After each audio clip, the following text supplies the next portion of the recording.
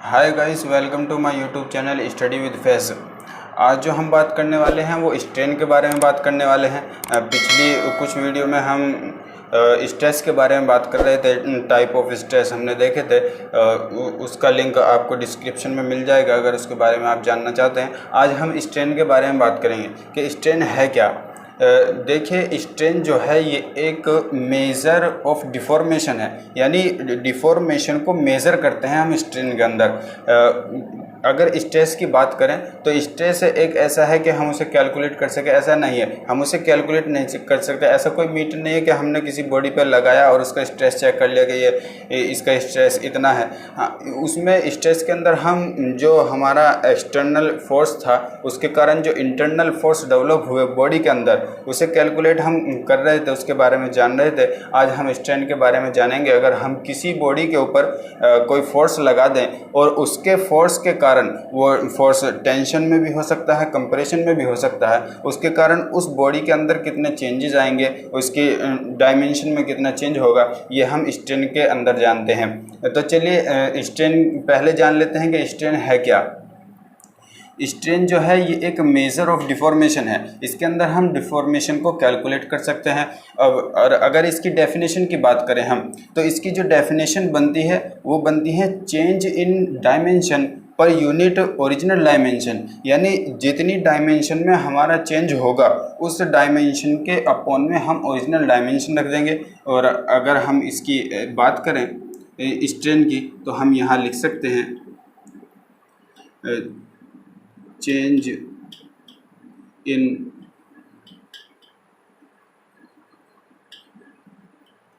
Dimension, और यहाँ लिख सकते हैं हम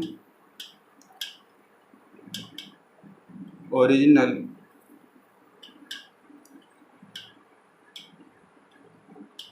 डायमेंशन।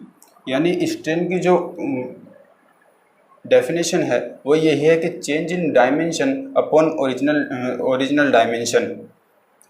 और अब इसके टाइप देख लेते हैं। ऐसे ही जैसे स्ट्रेस के टाइप थे ऐसे ही इसके अंदर है। तो सबसे पहला टाइप है longitudinal strain.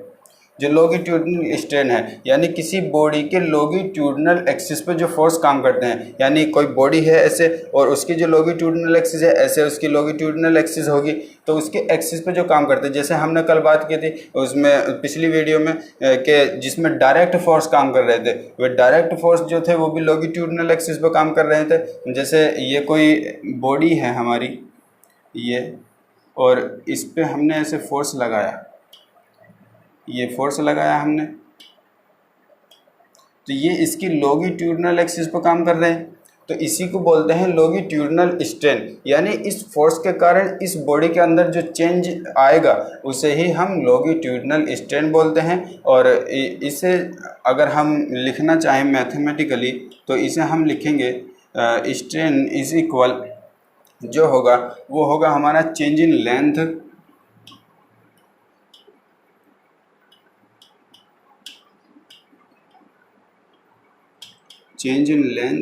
Upon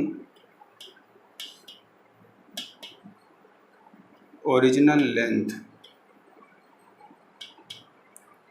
change in length हुआ अपॉन ओरिजिनल लेंथ हुआ। अब चेंज इन लेंथ की अगर हम बात करें तो यहाँ हम लिख सकते हैं डेल्टा एल, और ओरिजिनल जो लेंथ है हमारी वो होगी एल। यही लॉन्गिट्यूडिनल स्ट्रेन है। Strain is equal delta L upon L. और अब हम देखते हैं वॉल्यूमेट्रिक स्ट्रेन, जो दूसरा हमारा टाइप है वॉल्यूमेट्रिक स्ट्रेन। वॉल्यूमेट्रिक स्ट्रेन में आपको नाम से ही पता चल रहा होगा कि वॉल्यूम है, इसके अंदर वॉल्यूम है। किसी बॉडी, कोई बॉडी है हमारी, अगर हम किसी बॉडी को 3D में देखें, ये कोई बॉडी है हमारी, अगर हम इसे 3D में देखें ऐसे,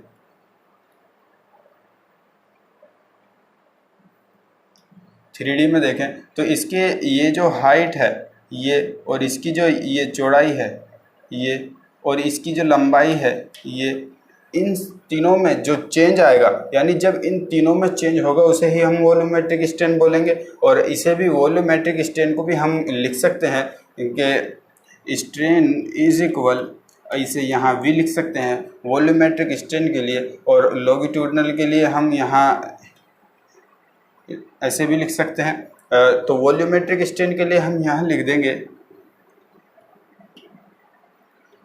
change in volume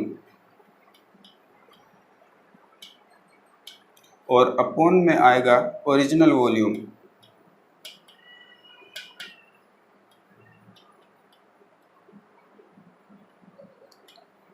original volume यानी उसके वॉल्यूम में हमारा फोर्स लगाने के बाद उसके वॉल्यूम के अंदर कितने चेंजेस हुए, क्या क्या चेंजेस हुए, लेंथ में कितना चेंज हुआ और उसकी हाइट में कितना चेंज हुआ, उसकी चौड़ाई में कितना चेंज हुआ, या अगर कोई सर्कुलर बार है या कोई सर्कुलर कंपोनेंट है या सर्कुलर बॉडी है तो उसके डाया में कितना चेंज हुआ वो हम इसमें देखेंगे। उसके लेंथ में और डाया में कितना चेंज हुआ वो हम वॉल्यूमेट्रिक स्ट्रेन के अंदर देखेंगे।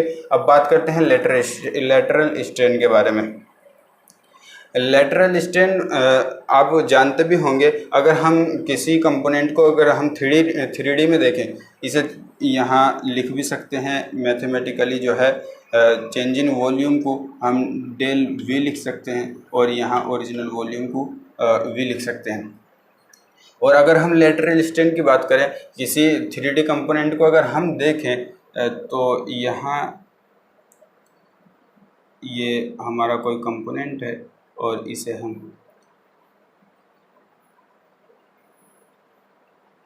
ये है, तो इसके 3D कंपोनेंट के अंदर जो ये है ये तो हमारी हाइट हुई यहाँ से यहाँ तक, और ये जो है ये हमारी चौड़ाई हुई, ये इसकी कंपोनेंट की चौड़ाई हुई। तो लेटरल डायमेंशन जो होती है किसी भी कंपोनेंट की 3D डायमेंशन में, जो इसका ये क्रॉस सेक्शन है यही लेटरल डायमेंशन होती है। ये जो लेंथ है ये इसके अंदर कंसीडर नहीं होती। लेंथ जब कंसीडर होती है जब हम वॉल्यूम की बात करते हैं, यानी वॉल्यूमेट्रिक स्ट्रेन की बात करते हैं। अगर लेटरल स्ट्रेन की बात करें तो हमारा जो चेंजेस होंगे वे हाइट और चौड़ाई के अंदर ही चेंजेस होंगे। इसे हम लिख भी सकते हैं स्ट्रेन इज लेटरल लिख सकते हैं, LAT लेटरल लिख सकते हैं। और यहाँ जो हम लिखेंगे, यहाँ चेंज इन वॉल्यूम लिखा और यहाँ लॉन्गिट्यूडनल है तो चेंज इन लेंथ आया, और यहाँ जो लेटरल है तो change in lateral dimension upon original lateral dimension. यहाँ हम लिख सकते हैं change in lateral dimension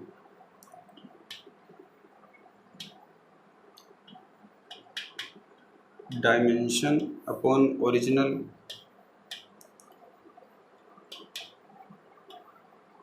lateral dimension.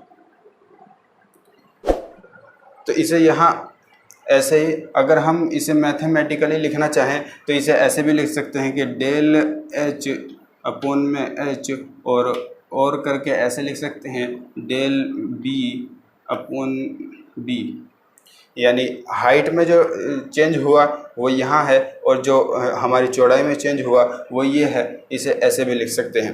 अब बात करते हैं हम शेयर स्ट्रेन की। जो शेयर स्ट्रेन है, हम एक कोई बॉडी लेते हैं, देखिए ये हमारी कोई बॉडी है, ये एक बॉडी है हमारी और यहाँ से ये फिक्स है। अब मैं पहले भी बता चुका हूँ कि शेयर स्ट्रेस जो है वो शेयर स्ट्रेस जो था वो हमारा किसी भी बॉडी के ऊपर पैरेलल काम कर रहा था, यानी उस बॉडी के ऊपर पैरेलल सरफेस पे फोर्स लगा रहा था। तो यहाँ शेयर की बात आई तो शेयर स्ट्रेन जो डेवलप होगा वो जो फोर्स हमारे पैरेलल लगेंगे, पैरेलल फोर्स जो लगेंगे उसी के कारण होगा। तो हमने यहाँ एक फोर्स लगाया इस बॉडी के पैरेलल, तो इस बॉडी के अंदर क्या होगा, मान लीजिए इसके ये A है और ये B है और ये C है और ये D है। तो अब क्या होगा, ये जो A पॉइंट है ये जब यहाँ से इसके इक्वल में एक फोर्स डेवलप होगा, जैसे ही हम इस बॉडी के ऊपर ऐसे फोर्स लगाएंगे तो एक फोर्स ऐसे डेवलप होगा, उसकी हम आगे बात करेंगे कैसे डेवलप होता है। तो ये जो A पॉइंट है ये यहाँ से खिसक कर यहाँ कहीं पहुँच जाएगा A डैश के ऊपर, और ये B पॉइंट जो है ये यहाँ से खिसक कर यहाँ पहुँच जाएगा जिसे हम B डैश बोलेंगे, और इसे यहाँ से हम इसे ऐसे यहाँ मिला देंगे। ये बॉडी कुछ ऐसे दिखने लगेगी, यानी जब इसके ऊपर ऐसे फोर्स लगा तो ये बॉडी ऐसे खिसक गई, ऐसे आगे की ओर झुक गई। तो ये जो हमारा एंगल है इसे हम बोलेंगे फाई। और अगर हम इसकी बात करें अब जो हमारी बी और बी डैश है, बी और बी डैश की बात करें तो ये क्या होगा, बी और बी डैश जो है ये हमारा डेल एल होगा, यानी इसकी लेंथ में जो चेंज हुआ, यानी इसकी लेंथ पहले ए बी थी, अब जो इसकी लेंथ में चेंज हुआ तो वो यहाँ होगी डेल एल हो गई। और अगर हम इसकी बात करें त्रिभुज ट्राइंगल बी डैश बी और सी, बी डैश बी और सी, अगर बी डैश बी और सी के अंदर हम बात करें तो यहाँ से बनता है हमारा tan phi is equal to del अपॉन में एल। और जो ये tan फाई है, देखिए यहाँ tan फाई है, लेकिन यहाँ हमने जब इसे यहाँ बनाया है तो यहाँ ये एंगल जो फाई है ये बहुत बड़ा दिखाई दे रहा है, लेकिन एक्चुअल में ये इतना बड़ा नहीं होता, ये बहुत छोटा होता है। और बहुत छोटा होने के कारण यहाँ जो है ये tan फाई जो है ये इज इक्वल हो जाता है फाई के। और यहाँ जब हम फाई के इक्वल रखेंगे तो ये फाई इज इक्वल हो जाएगा डेल एल अपॉन में एल। तो इसीलिए जो हमारा शेयर स्ट्रेस है इसे हम गामा और फाई से भी डिनोट करते हैं। तो ऐसे ही स्ट्रेन के बारे में ये था कि स्ट्रेन जो होती है वो हम किसी भी कंपोनेंट के ऊपर, किसी भी बॉडी के ऊपर जब हम फोर्स लगाते हैं तो उस बॉडी के अंदर कैसे कैसे चेंजेस आते हैं वो हमने देखा। उसकी डायमेंशन में चेंज आएगा तो उसे स्ट्रेन बोलेंगे, और स्ट्रेन में फिर उसकी डायमेंशन में कैसे कैसे चेंज आता है, उसकी लॉन्गिट्यूडनल डायमेंशन में चेंज आता है, वॉल्यूमेट्रिक चेंज आता है, या लेटरल चेंज आता है, ये शेयर स्ट्रेस के कारण जो चेंज आता है ये हमने सारे जाने हैं। अगली उसमें हम जानेंगे कि वॉल्यूमेट्रिक स्ट्रेन में कैसे चेंज आता है और शेयर स्ट्रेन में कैसे, इसे आगे हम डिटेल में पढ़ेंगे। आज के लिए बस इतना ही। उम्मीद है आप सबको समझ में आया होगा, और अगर वीडियो अच्छी लगी हो तो लाइक कीजिए एंड हमारे चैनल को सब्सक्राइब कीजिए। Thank you for watching this video.